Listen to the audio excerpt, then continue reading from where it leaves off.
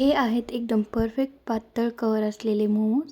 जर तुम्हाला वाटत असेल की हे घरी बनवणं खूप कठीण आहे, तर हा व्हिडिओ फक्त तुमच्यासाठी आहे. तर चला एकदम परफेक्ट बाहेरच्यासारखे आणि मोजक्या साहित्यात आपण मोमोज बनवूयात. तर सर्वात आधी मोमोज बनवण्यासाठी आपण कणिक मळून घेऊया. त्यासाठी मैदा, थोडं मीठ आणि पाणी घालून घट्ट गोळा बनवून घ्यायचा आणि त्याला 30 मिनिटे विश्रांतीसाठी ठेवावे. आणि लक्षात ठेवा, पीठ हे जास्त मऊ नसावे, कारण मऊ झाले की आपल्याला लाटी लाटता येत नाही. व नंतर आता त्याची फिलिंग बनवूया. त्यासाठी खिसलेली कोबी किंवा मिक्सरमधून जरी काढली किंवा चिरलेली जरी असेल तरी चालते.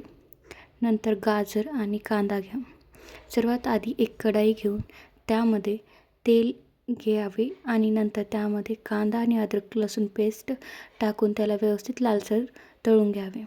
व नंतर त्यामध्ये गोबी आणि गाजर हे टाकून त्याला व्यवस्थित गरम करावे. व नंतर त्यामध्ये मसाले जसे की लाल मिरचू, pizza pasta sauce, ketchup, schezwan चटणी आणि मीठ टाकावे व त्याला व्यवस्थित गरम करून घ्यावे व त्याला थंड करण्यास ठेवावे.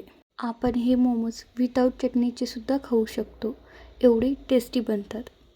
आता नंतर आपल्याला जे आपण स्टार्टिंगला गोळा मळून घेतला आहे त्याच्या छोट्या छोट्या पुऱ्या लाटून घ्यायच्या आहेत व नंतर त्यामध्ये फिलिंग भरायची आहे. फिलिंग भरून त्याला व्यवस्थित प्लेट्स पाडून त्याला व्यवस्थित कवर करून घ्यायचं आहे. मी जसं दाखवत आहे त्याचप्रमाणे तुम्ही पण फिलिंग आतमध्ये ठेवून त्याला व्यवस्थित प्लेट्स पाडावे. तुम्ही ही प्रॅक्टिस केली तर तुम्हालाही एक अगदी सहज जमेल. व असे सर्व आपले मोमोज रेडी करून घ्यायचे.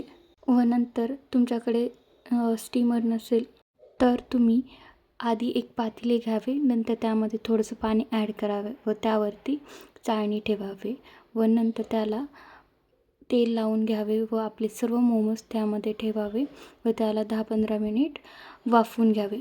जर मोमोज ट्रान्सपरंट दिसत आहेत म्हणजेच ते आपले परफेक्ट शिजले आहेत. जर रेसिपी आवडली असेल तर लाईक, सबस्क्राईब करायला विसरू नका. पुन्हा भेटूया अशाच नवीन रेसिपीसोबत.